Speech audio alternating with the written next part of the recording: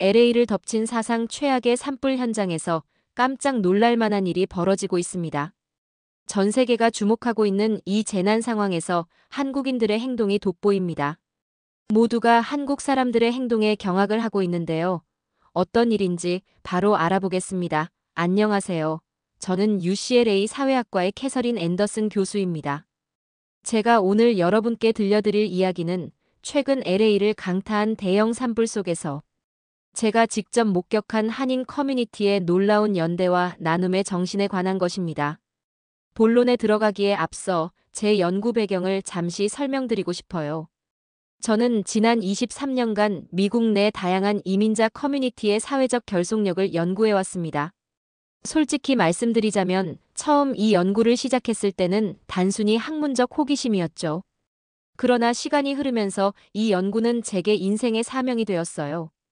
제 박사학위 논문은 위기 상황에서의 이민자 커뮤니티 대응 방식과 사회적 자본의 형성이라는 주제였습니다. 말이 논문이지 실제로는 제 할머니의 이야기에서 영감을 받은 것이었죠. 할머니는 1930년대 대공황 시절 작은 이탈리아 이민자 마을에서 어떻게 서로를 도우며 살아남았는지 자주 이야기해 주셨어요. 그 과정에서 저는 전 세계의 다양한 이민자 커뮤니티를 연구했습니다. 뉴욕의 이탈리아계 커뮤니티, 시카고의 폴란드계 커뮤니티, 샌프란시스코의 중국계 커뮤니티 등을 깊이 있게 관찰했죠. 그 중에서도 LA의 한인 커뮤니티는 특별한 연구 대상이었습니다. 사실 처음에는 한국어를 전혀 몰랐어요. 그래서 첫 해 연구는 정말 어려웠죠. 어느 날 작은 한인 카페에서 메뉴도 제대로 주문하지 못해 당황하고 있을 때 한 노부부가 다가와 도와주셨어요. 그 작은 친절이 제게는 큰 의미가 있었습니다. 그날부터 저는 한국어를 배우기 시작했고 지금은 간단한 대화 정도는 할 수 있게 되었어요. 한인 커뮤니티가 보여주는 특별한 결속력은 다음과 같은 세 가지가 대표적이에요. 첫째, 정문화를 기반으로 한 강력한 유대관계입니다. 이는 단순한 친밀감을 넘어 서로에 대한 책임감과 의무감으로 발전하죠. 제가 처음 정이라는 개념을 배웠을 때는 영어로 완벽하게 번역할 수 없는 이 단어의 깊이에 놀랐어요. 둘째, 체계적인 조직 구조입니다. 한인회, 상공회의소, 종교단체 등이 유기적으로 연결되어 있어 위기 상황에서 신속한 대응이 가능합니다. 이런 조직력은 제가 연구한 어떤 커뮤니티보다도 뛰어났어요. 셋째, 세대 간 가치 전승입니다. 1세대의 경험과 가치관이 2세대, 3세대에게 효과적으로 전달되며 이는 커뮤니티의 지속 가능성을 보장하죠. 특히 인상적인 것은 젊은 세대들이 자신의 문화적 뿌리를 자랑스럽게 여기는 모습이었어요. 2025년 1월 초 LA 북부 지역에서 시작된 산불은 강한 바람을 타고 순식간에 도시 전역으로 번졌습니다. 기상청의 보고에 따르면 이번 산불은 최근 10년 내 최악의 규모였어요. 건기가 길어진 탓에 산불은 그 어느 때보다 맹렬했고 수천 명의 시민들이 긴급 대피해야 했습니다. 산불이 시작된 첫날, 저는 UCLA 캠퍼스에서 이민자의 사회적 네트워크 강의를 하고 있었어요. 창밖으로 보이는 검은 연기 기둥은 마치 재앙 영화의 한 장면 같았습니다. 학생들은 불안해하고 있었고 캠퍼스 전체에 비상경보가 울리기 시작했어요. 수업은 여기까지입니다. 모두 안전한 곳으로 대피하세요. 제 마지막 말이 끝나기도 전에 학생들은 서둘러 강의실을 나갔습니다. 저는 잠시 자리에 앉아 노트북으로 뉴스를 확인했어요. 상황은 생각보다 심각했습니다. 몇몇 지역은 이미 화염에 휩싸였고 대피 명령이 연이어 발령되고 있었습니다. 캠퍼스를 나서는 길에 제 한국인 제자 소피아가 다가왔어요. 교수님, 한인타운에 있는 교회들이 이미 대피소를 설치하기 시작했대요. SNS에 실시간으로 올라오고 있어요. 그 순간 연구자로서의 본능이 깨어났습니다. 지난 20년간 이론적으로만 접근했던 위기 상황에서의 커뮤니티 대응을 직접 목격할 수 있는 기회였기 때문이죠. 소피아, 나 좀 데려다 줄 수 있을까? 한인타운에 가보고 싶어. 그렇게 저의 놀라운 여정이 시작되었습니다. 한인타운에 도착했을 때 제가 예상했던 혼란과는 달리 놀라울 정도로 체계적인 모습이 펼쳐지고 있었어요. 가장 먼저 눈에 띈 것은 대형마트 K그로서리였습니다. 평소 식료품을 판매하던 이곳은 이미 구호물품 배포센터로 변모해 있었죠.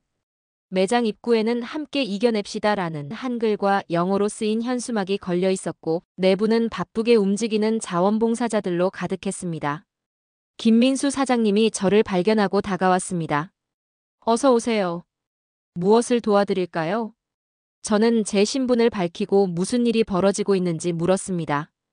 우리도 한때는 이민자로서 힘들었잖아요. 이제는 우리가 도울 차례입니다. 김 사장님의 이 말씀이 아직도 제 귓가에 생생합니다. 김 사장님은 저를 매장 안으로 안내했고 그곳에서 놀라운 광경을 목격했어요. 매장 직원들과 자원봉사자들이 체계적으로 구호물품을 분류하고 포장하고 있었죠. 식료품, 생수, 마스크, 약품, 담요 등이 종류별로 정리되어 있었고 각 물품은 한글과 영어, 스페인어로 표기되어 있었습니다. 특히 인상적이었던 것은 어린 자녀들과 함께 온 부모들이었어요. 아이들은 장난처럼 물건을 분류하며 도움을 주고 있었고 부모님들은 그 과정을 통해 아이들에게 나눔의 가치를 가르치고 있었습니다. 아이들이 어릴 때부터 이런 경험을 하는 게 중요해요. 우리가 받은 도움을 다시 나누는 것이 삶의 방식이라는 것을 배우게 되죠. 한 어머니의 말씀이 제 마음에 깊이 와닿았습니다. 그날 저녁 저는 마트의 한 구석에 앉아 현장 노트를 작성했어요. 연구자로서 관찰하려던 제 계획은 이미 산산조각이 났죠. 그저 노트북을 내려놓고 도움의 손길이 필요한 곳에 함께하고 싶었기 때문이에요. 다음 날 새벽 3시 저는 급식 지원팀과 함께하기로 했습니다. 사실 이른 시간이라 망설였지만 전날 만난 자원봉사자의 교수님, 지금이 아니면 언제 현장 연구를 하시겠어요? 라는 말에 용기를 냈습니다. 한인회관 주방은 이미 활기찬 에너지로 가득했어요. 전직 한식당 주방장이었던 박영애 씨가 이끄는 주방팀이 벌써 작업을 시작하고 있었습니다. 매일 2,000인분의 도시락을 만드는 건 쉽지 않죠. 하지만 누군가는 해야 할 일이잖아요. 박 씨의 말에서 사명감이 느껴졌습니다. 박 씨는 저를 보자마자 앞치마를 건네주며 말했어요. 교수님 같은 분이 여기까지 와주셔서 감사해요. 김치볶음밥 만드는 것부터 배워볼까요? 처음으로 만들어본 김치볶음밥은 솔직히 맛있지 않았어요. 박 씨는 웃으며 괜찮아요. 처음부터 잘하는 사람은 없어요라고 위로해 주셨습니다. 또 다른 주방에서는 놀라운 광경이 펼쳐졌습니다. 20년 경력의 영양사 김수진 씨가 메뉴를 기획하고 50명의 자원봉사자들이 마치 하나의 오케스트라처럼 움직였어요. 도시락 메뉴는 매일 다르게 구성되지만 기본적으로 단백질, 채소, 국물 요리가 균형 있게 포함되었습니다. 처음에는 그저 한인들의 입맛에 맞춰 음식을 준비했어요. 그런데 놀랍게도 현지인들의 반응이 더 뜨거웠죠. 김수진 영양사의 말처럼 한식 도시락은 이제 대피소의 인기 메뉴가 되었습니다. 특히 감동적인 것은 식재료 수급 과정이었어요. LA 외곽의 한인 농장들이 매일 새벽 신선한 채소를 무상으로 제공했고 한인 식품업체들은 교대로 쌀과 김치를 지원했습니다. 심지어 샌디에고, 라스베가스의 한인들까지 식재료 지원에 동참했습니다. 제가 놀란 것은 이 모든 과정이 마치 오래전부터 계획된 것처럼 유기적으로 진행된다는 점이었어요. 나중에 알게 된 사실이지만 한인 커뮤니티는 1992년 LA 폭동 이후 재난 대응 매뉴얼을 만들어 정기적으로 훈련해왔다고 합니다. 저는 한식을 배우면서 한 가지 중요한 사실을 깨달았어요. 음식은 단순한 영양 공급 이상의 의미를 가진다는 것입니다. 그것은 위로였고 희망이었으며 공동체의 연대를 상징했습니다. 세 번째 날, 저는 통역지원팀과 함께했어요. 팀장 데이비드 최는 전직 통역사로 긴급 상황에서의 의사소통이 얼마나 중요한지 잘 알고 있었습니다. 911에 전화해도 영어로 상황 설명을 못하는 분들이 많아요. 저희 팀은 그런 분들의 목소리가 되어드리는 거죠. 데이비드의 말처럼 통역팀은 단순한 언어 전달을 넘어 생명을 구하는 역할을 했습니다. 제가 통역팀과 처음 현장에 나갔던 날 충격적인 경험을 했어요. 70대로 보이는 한 할머니가 대피소에서 숨쉬기 힘들어하고 계셨는데 영어로 의사소통이 안 되어 적절한 치료를 받지 못하고 있었던 것이었죠. 저와 함께 있던 세러리가 즉시 달려가 통역을 시작했습니다. 할머니께서 천식이 있으시고 평소 복용하시는 약을 대피 과정에서 가져오지 못하셨대요. 세러의 통역 덕분에 의료진은 즉시 적절한 조치를 취할 수 있었습니다. 그 순간 저는 연구자로서가 아닌 한 인간으로서 깊은 감동을 받았어요. 언어의 장벽이 얼마나 큰 두려움과 불안을 가져올 수 있는지, 그리고 그 장벽을 허무는 일이 얼마나 중요한지를 직접 체감했기 때문이에요. 특히 인상적이었던 것은 찾아가는 통역 서비스였습니다. 20대 청년들로 구성된 모바일 통역팀은 전기 자전거를 타고 대피소를 순회하며 필요한 곳에 즉시 통역 서비스를 제공했습니다. 이들은 스마트폰 앱을 통해 실시간으로 요청을 받고 출동했어요. 한 주간 모바일 통역팀과 함께하면서 제가 목격한 것은 단순한 언어 지원이 아니었습니다. 그것은 문화적 중재였고 심리적 지원이었으며 때로는 생명을 구하는 응급 서비스였죠. 제가 특히 감동받은 것은 이들의 끊임없는 학습 의지였어요. 휴식 시간에도 의학 용어, 법률 용어, 재난 관련 용어를 공부하는 모습이 인상적이었습니다. 우리가 한 단어를 잘못 통역하면 누군가의 생명에 영향을 줄 수 있어요. 그래서 항상 배우려고 노력해요. 모바일 통역팀의 리더 제이슨의 말은 제게 깊은 인상을 남겼습니다. 통역팀 활동 중 특히 주목할 만한 것은 디지털 통역 봉사단의 활약이었어요. 지세대 한인 청년들이 주축이 된 이 팀은 인스타그램과 틱톡을 통해 실시간 재난 정보를 전달했습니다. 어르신들은 자녀들의 SNS를 통해 정보를 받으세요. 저희는 그 연결고리 역할을 하는 거죠. 디지털 팀장 마이크 박의 설명이었습니다. 어느 날 저녁 디지털 팀과 함께 일하면서 저는 그들의 작업 방식에 놀랐어요. 재난 관련 정보를 단순히 번역하는 것에 그치지 않고 각 세대와 문화적 배경에 맞게 재해석하는 과정이 있었기 때문이에요. 예를 들어 노인분들을 위한 콘텐츠는 더 큰 글씨와 간결한 문장으로 구성되었고 젊은 세대를 위한 콘텐츠는 시각적 요소와 유머를 적절히 활용했습니다. 심지어 같은 정보라도 문화적 배경에 따라 다르게 표현되었어요. 한국어로 대피하세요라고 하면 너무 강압적으로 들릴 수 있어요. 대신 안전을 위해 잠시 자리를 옮겨주세요라고 하면 더 잘 받아들이시죠. 콘텐츠 제작자 에밀리의 설명이었습니다. 디지털 팀의 노력 덕분에 한인 커뮤니티는 재난 상황에서도 정확한 정보를 신속하게 받을 수 있었습니다. 특히 인상적이었던 것은 이들이 만든 다국어 위기 대응 앱이었어요. 이 앱은 현재 LA시 재난관리국에서도 벤치마킹을 검토 중이라고 합니다. 네 번째 주에는 의료지원팀과 함께했습니다. 한인 의사회를 중심으로 구성된 이 팀에는 내과, 외과, 소아과, 정신건강의학과 등 다양한 전문의들이 참여했어요. 특히 주목할 만한 것은 양한방 협진 시스템이었죠. 이재훈 내과의사와 김동우 한의사가 공동으로 이끄는 의료팀은 전통적인 한의학과 현대의학을 결합한 통합적인 치료를 제공했습니다. 산불 연기로 인한 호흡기 질환에는 양방 치료와 함께 한방의 침술이 매우 효과적이었어요. 특히 스트레스로 인한 불면증과 불안증에는 한약 치료가 큰 도움이 되었죠. 이재훈 의사의 설명이었습니다. 어느 날 저는 이동진료소에 찾아온 히스패닉 가족과 특별한 경험을 했어요. 8살 소녀 마리아가 지속적인 기침으로 고생하고 있었는데 통상적인 치료에 반응하지 않았습니다. 김동우 한의사가 제안한 한약과 침술에 마리아의 부모님은 처음에 의심스러워했죠. 괜찮아요. 시도해볼 가치가 있습니다. 제가 스페인어로 그들을 안심시켰고 결국 치료를 받아들였습니다. 3일 후 마리아의 기침은 현저히 줄었고 그녀의 가족은 한의학에 깊은 감사를 표했어요.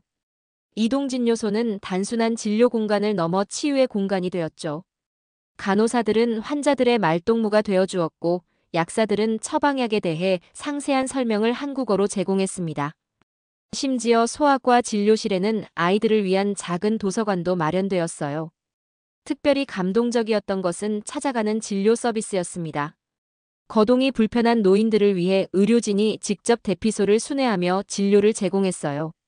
할머니, 할아버지들이 저희를 보면 손자, 손녀처럼 반겨주세요. 그럴 때마다 더 열심히 해야겠다는 마음이 듭니다. 순회 진료를 담당하는 제시카 황 간호사의 말이 기억에 남습니다. 의료지원팀과 함께한 일주일 동안 저는 건강이 단순히 신체적 안녕만을 의미하지 않는다는 것을 배웠습니다. 그것은 정서적, 사회적, 문화적 요소가 복합적으로 작용하는 총체적인 개념이었어요. 한인 의료팀은 이런 통합적 접근법을 자연스럽게 실천하고 있었습니다. 재난 상황에서 종종 간과되는 것이 정신건강이에요. 그러나 한인 커뮤니티는 이 부분에서도 앞서 있었습니다. 마음돌봄팀은 정신건강 전문가들로 구성되어 재난으로 인한 트라우마 치료에 중점을 두었죠. 특히 아이들을 위한 프로그램이 인상적이었어요. 미술치료, 음악치료, 놀이치료 등 다양한 방법으로 아이들이 자신의 감정을 표현하도록 도왔습니다. 한 미술치료 세션에 참관했을 때의 경험은 평생 잊지 못할 거예요. 7살 소년 제이크가 그린 그림은 온통 검은색과 빨간색이었습니다. 산불로 인한 두려움과 분노가 그대로 표현된 것이었죠. 4주간의 미술치료 후 제이크는 점차 밝은 색상을 사용하기 시작했고 마지막 세션에서는 푸른 하늘과 녹색 나무가 가득한 그림을 그렸어요. 그림 한쪽에는 작은 집과 손을 잡고 있는 가족들이 있었죠. 이제 무섭지 않아요. 우리 가족은 안전하게 새 집에서 살 거예요. 제이크의 말에 치료실에 있던 모든 사람들의 눈시울이 붉어졌습니다. 마음돌봄팀의 리더 박지영 심리학자는 이렇게 설명했습니다. 트라우마는 눈에 보이지 않지만 치료되지 않으면 평생 상처로 남을 수 있어요. 특히 아이들에게는 더욱 그렇죠. 우리는 그 상처가 아물도록 돕는 역할을 합니다. 제가 23년간 이민자 커뮤니티를 연구하면서 가장 놀라웠던 것은 한인 사회의 기부 문화였어요. 이번 산불 사태에서도 그 특별한 모습이 다시 한번 드러났습니다. LA 한인 상공회의소를 중심으로 시작된 모금 운동은 첫 주에만 100만 달러를 돌파했습니다. 하지만 더 감동적인 것은 금액이 아닌 기부에 담긴 이야기들이었어요. 올해로 미국 생활 45년째인 김영자 할머니는 평생 모은 금반지를 기부하셨습니다. 1992년 LA 폭동 때 백인 이웃들이 우리를 도와줬어요. 이제는 우리가 갚을 차례예요. 할머니의 말씀에 저는 깊은 감동을 받았습니다. 청과물 가게를 운영하는 이상철 씨는 매일 아침 신선한 과일을 대피소에 배달했습니다. 과일 박스 하나가 뭐 대수겠어요. 하지만 우리 모두가 조금씩 보태면 큰 힘이 되죠. 그의 소박한 말씀이 제 가슴에 오래 남았습니다. 한 번은 이상철 씨를 따라 그의 일상을 관찰할 기회가 있었어요. 새벽 2시 그는 이미 청과물 시장에서 가장 신선한 과일을 고르고 있었습니다. 대피소에 있는 분들은 이미 많은 스트레스를 받고 계세요. 적어도 드시는 과일만큼은 최고로 드려야죠. 그의 가게로 돌아오는 길에 이상철 씨는 자신의 이야기를 들려주었습니다. 20년 전 그가 미국에 처음 왔을 때는 영어 한마디 못하는 이민자였다고 해요. 어느 날 길을 잃고 헤매던 그를 한 노부부가 도와주었고 심지어 집으로 초대해 저녁까지 대접했다고 합니다. 그때 저는 결심했어요. 언젠가 나도 다른 사람을 도울 수 있는 위치가 되면 반드시 그 은혜를 갚겠다고요. 그의 말에서 저는 정의라는 개념이 단순한 감정이 아닌 사회적 책임감으로 발전하는 과정을 볼 수 있었어요. 연구자로서 특히 주목했던 것은 한인 2세대들의 참여 방식이었습니다. 그들은 부모 세대의 헌신적인 봉사 정신을 이어받으면서도 자신들만의 혁신적인 방식으로 도움의 손길을 전했어요. UCLA 한인 학생회의 제시카 김이 개발한 K-헬퍼 앱은 그 좋은 예시입니다. 부모님 세대는 직접 발로 뛰며 도움을 주셨죠. 저희는 기술을 활용해 더 효율적인 도움을 주고 싶었어요. 이 앱은 실시간으로 도움이 필요한 곳과 자원봉사자들을 연결해 주었어요. 제시카와의 인터뷰 중에 그녀는 앱 개발 과정에 대해 자세히 설명해 주었습니다. 처음에는 그냥 단순한 아이디어였어요. 대피소마다 필요한 물품이 다른데 그걸 어떻게 효율적으로 매칭할 수 있을까 고민했죠. 개발팀은 제시카를 포함해 5명의 UCLA 컴퓨터 공학과 학생들로 구성되었습니다. 가장 놀라운 점은 이들이 단 48시간 만에 기능적인 앱을 완성했다는 것입니다. 밤새 코딩하고 버그를 수정하고 정말 힘들었지만 우리의 작은 노력이 누군가에게 도움이 된다는 생각에 포기할 수 없었어요. 앱은 직관적인 인터페이스로 설계되어 기술에 익숙하지 않은 노인들도 쉽게 사용할 수 있었어요. 대피소에서는 필요한 물품을 입력하면 그 정보가 실시간으로 자원봉사자들의 앱에 표시됩니다. 자원봉사자들은 자신이 구할 수 있는 물품을 선택하고 앱은 최적의 배송 경로까지 안내해 주었습니다. 실리콘밸리에서 일하다가 급히 LA로 내려온 스티브 박은 AI 기반의 재난 정보 시스템을 구축했습니다. 한인 커뮤니티의 정보가 실시간으로 공유되면서 구호 활동의 효율성이 크게 높아졌어요. 그의 시스템은 현재 LA시 재난관리국에서도 벤치마킹을 검토 중입니다. 스티브는 페이스북의 AI 연구팀에서 일하다가 산불 소식을 듣고 즉시 휴가를 내고 LA로 왔다고 합니다. 처음에는 그냥 자원봉사를 하러 왔어요. 그런데 현장에서 정보관리의 혼란을 보고 제가 도울 수 있는 일이 있겠다 싶었죠. 그가 개발한 시스템은 소셜미디어, 뉴스, 지역 주민들의 제보 등 다양한 소스에서 정보를 수집하고 AI가 이를 분석하여 실시간 재난 지도를 생성합니다. 특히 인상적인 것은 언어 장벽을 극복하기 위한 자동 번역 기능이었어요. 할머니가 한국어로 올린 글에서 우리 동네에 불이 번지고 있어요. 라는 정보가 영어권 구조대에게 전달되지 않는 문제가 있었어요. 이 시스템은 그런 언어적 장벽을 없애주죠. 스티브의 설명이었습니다. 하루는 스티브의 시스템이 실제 인명 구조에 결정적인 역할을 한 사건이 있었어요. 한 노인분이 한국어로 SNS에 옆집에 홀로 사는 할머니가 대피하지 못한 것 같다는 글을 올렸고 시스템이 이를 즉시 번역하여 구조대에 전달했습니다. 덕분에 그 할머니는 무사히 구조될 수 있었어요. 2세대, 3세대 한인들의 이런 기술적 기여는 단순한 도구 개발을 넘어 세대 간 가치의 연결이었습니다. 그들은 부모님 세대로부터 배운 정과 나눔의 가치를 현대적 방식으로 재해석하고 있었죠. 사회학자로서 가장 흥미로웠던 것은 한인 문화가 재난 극복의 도구로 활용되는 모습이었습니다. 대피소에서 열린 한국 문화의 밤 행사는 그 절정이었습니다. 처음에는 그저 한국 음식을 나누는 작은 모임이었어요. 그런데 점점 규모가 커져서 이제는 매주 금요일마다 열리는 문화축제가 되었죠. 행사를 기획한 에밀리 최의 설명이었습니다. 에밀리는 원래 마케팅 전문가로 평소에는 대기업의 브랜드 전략을 담당하는 일을 했습니다. 그녀가 한국 문화의 밤을 기획하게 된 계기는 우연이었어요. 대피소에서 지루해하는 아이들을 위해 즉흥적으로 K-팝 댄스를 가르쳐 준 것이 시작이었죠. 아이들의 반응이 정말 놀라웠어요. 춤을 추는 동안만큼은 자신들이 처한 상황을 잊고 즐거워했거든요. 그걸 보면서 문화가 가진 치유의 힘을 느꼈습니다. 처음에는 10명 남짓한 아이들과 시작한 작은 모임이었지만 소문이 퍼지면서 점점 참가자가 늘어났어요. 특히 놀라운 것은 한인뿐만 아니라 다양한 인종과 문화권의 사람들이 참여했다는 점입니다. 히스패닉계 마리아 곤잘레스는 이렇게 말했어요. 한국 문화의 밤의 프로그램은 매우 다양했습니다. 한식 요리 교실, K-팝 댄스 교실, 한국어 미니 강좌, 한국 전통 놀이 체험 등이 진행되었습니다. 특히 인기 있었던 것은 김치 만들기 수업이었어요. 사실 저도 김치 담그는 법을 제대로 몰랐어요. 어머니께 전화로 물어가며 배웠죠. 에밀리의 솔직한 고백이었습니다. 그녀는 자신이 배운 레시피를 기반으로 재난 상황용 간편 김치 레시피를 개발했고 이는 대피소에서 큰 인기를 끌었습니다. 어느 날 저는 직접 김치 만들기 수업에 참여해보기로 했어요.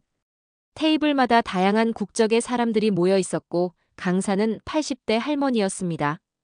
그녀는 영어를 거의 하지 못했지만 몸짓과 표정만으로도 충분히 가르칠 수 있었죠. 배추를 이렇게 소금에 절이는 거예요. 할머니의 한국어 설명을 에밀리가 번역했습니다. 김치를 담그는 과정은 인내와 사랑이 필요해요. 마치 인생처럼요. 그 순간 저는 문화가 단순한 오락이나 취미를 넘어 삶의 지혜와 철학을 전달하는 매개체라는 것을 깨달았습니다. 김치를 통해 할머니는 인내, 협력, 나눔의 가치를 가르치고 있었던 것입니다. 특히 감동적이었던 것은 서로 다른 문화권의 사람들이 함께 어울리는 모습이었어요. 한국 사람들의 정이라는 게 이런 거구나 싶었어요. 이제 저도 매일 아침 이웃들과 인사하고 서로 돕는 게 자연스러워졌어요. 아프리카계 미국인 제임스 윌리엄스는 더 나아가 자신의 커뮤니티에도 비슷한 프로그램을 도입하겠다고 말했습니다. 한인 커뮤니티가 보여준 결속력과 나눔의 문화는 우리 모두가 배워야 할 점입니다. 이번 경험을 통해 우리 흑인 커뮤니티도 더 강한 연대를 구축해야겠다고 결심했습니다. 한국 문화의 밤은 단순한 문화 행사를 넘어 치유와 화합의 장이 되었어요. 재난이라는 공통의 경험을 통해 서로 다른 문화권의 사람들이 한국의 정문화를 중심으로 하나가 되어가는 모습은 사회학자로서 정말 경이로운 광경이었죠. 재난 상황에서도 한인 사업가들의 적응력은 놀라웠습니다. 특히 인상적이었던 것은 자신의 비즈니스 모델을 재난 상황에 맞게 신속하게 변화시키는 모습이었어요. 미나 김은 원래 웨딩 플래너였습니다. 산불로 인해 모든 예식이 취소되자 그녀는 순식간에 사업 방향을 전환했죠. 저희가 가진 건 대형 텐트, 테이블, 의자, 식기류였어요. 그래서 생각했죠. 이걸로 야외 급식소를 차릴 수 있겠다고요. 미나는 자신의 웨딩 장비를 활용해 대피소 근처에 위로의 식탁이라는 야외 식당을 열었습니다. 평소 웨딩 케이터링을 담당하던 셰프들이 합류했고 인테리어 디자이너들은 따뜻한 분위기의 공간을 만들어냈습니다. 사람들이 대피소의 딱딱한 의자에서 플라스틱 접시로 음식을 먹는 모습이 마음 아팠어요. 저희가 할 수 있는 일은 잠시나마 그들에게 존중받는 느낌, 특별한 느낌을 드리는 것이었습니다. 미나의 말이었습니다. 위로의 식탁은 금세 유명해졌고 자원봉사자들이 몰려들었습니다. 심지어 셀러브리티 셰프들도 참여하여 특별 메뉴를 제공했습니다. 이 모든 것이 무료로 제공되었음에도 미나의 팀은 마치 고급 레스토랑처럼 서비스의 질을 유지했습니다. 어느 날 저녁, 저는 위로의 식탁에서 식사를 도왔어요. 테이블마다 작은 꽃병이 놓여 있었고 캔들의 은은한 불빛이 분위기를 밝혔죠. 손님이 오면 자원봉사자들이 마치 고급 레스토랑의 웨이터처럼 메뉴를 설명하고 서비스했어요. 한 노부부가 식사를 마치고 눈물을 흘리는 모습이 기억에 남습니다. 한 달 만에 처음으로 제대로 된 식탁에서 식사를 했어요. 정말 감사합니다.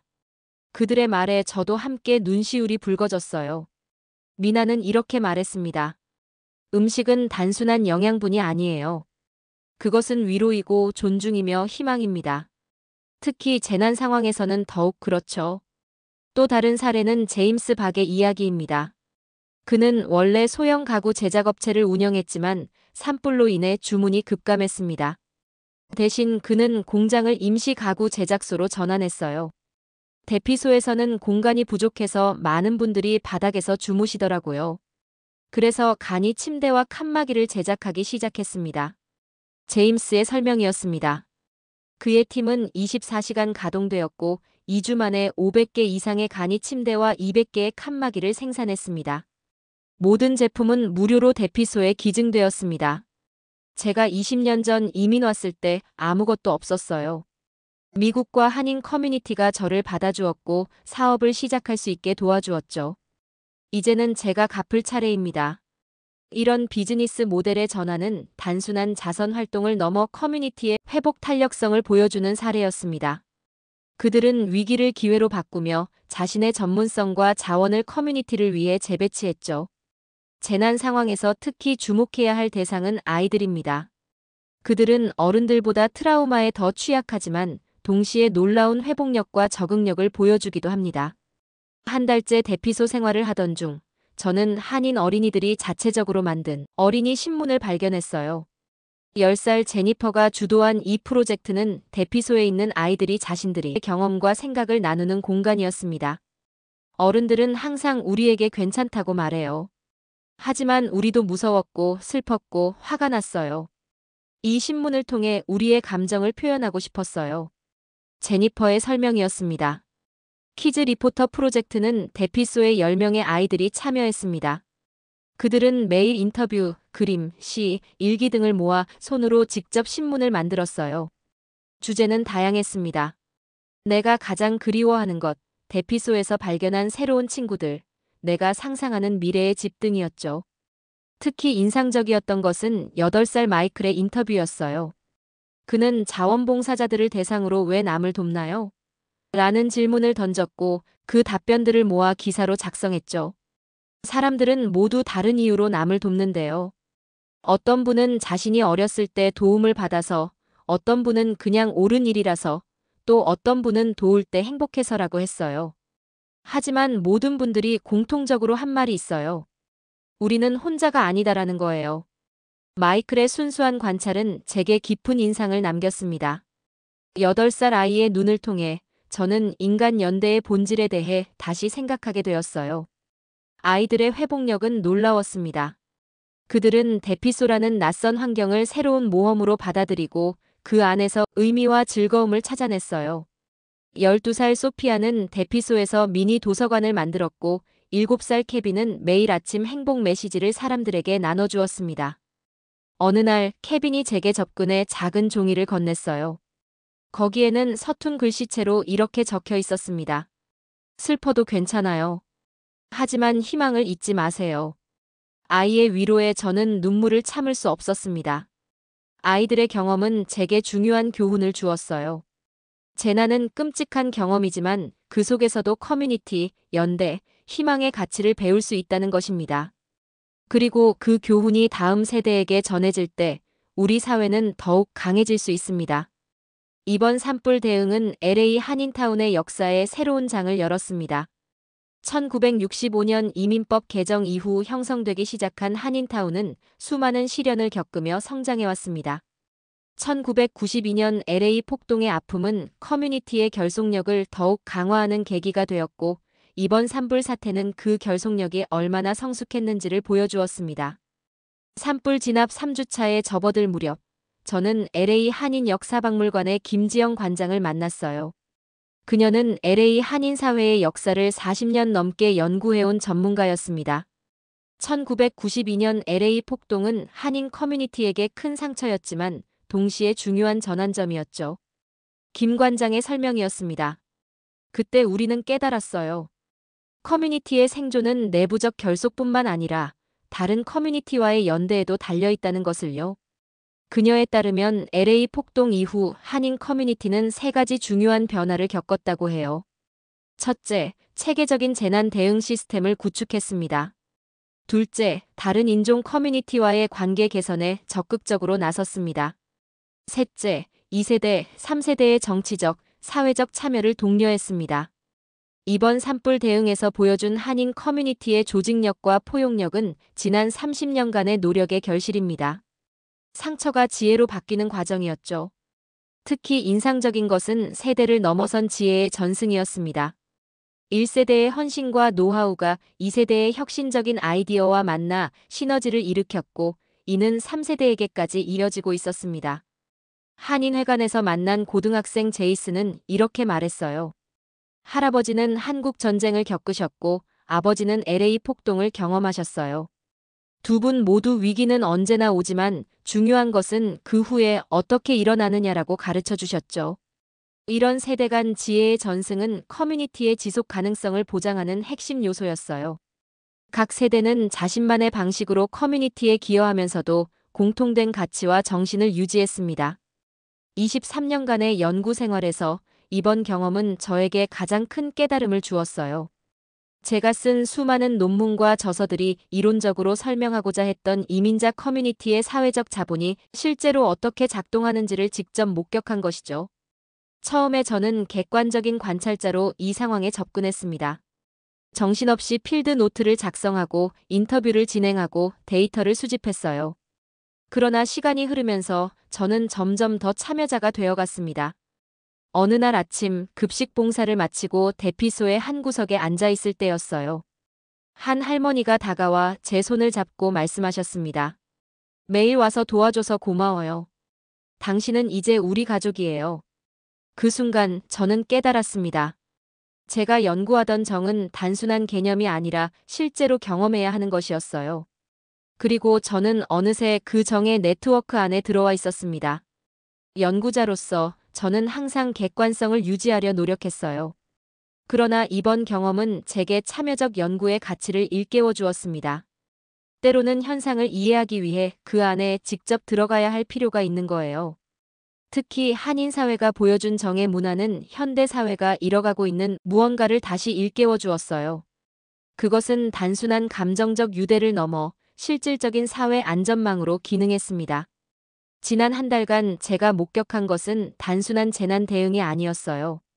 그것은 이민자 커뮤니티가 어떻게 미국 사회의 중요한 구성원으로 자리 잡았는지, 그리고 어떻게 자신들만의 방식으로 사회에 기여할 수 있는지를 보여주는 살아있는 증거였습니다.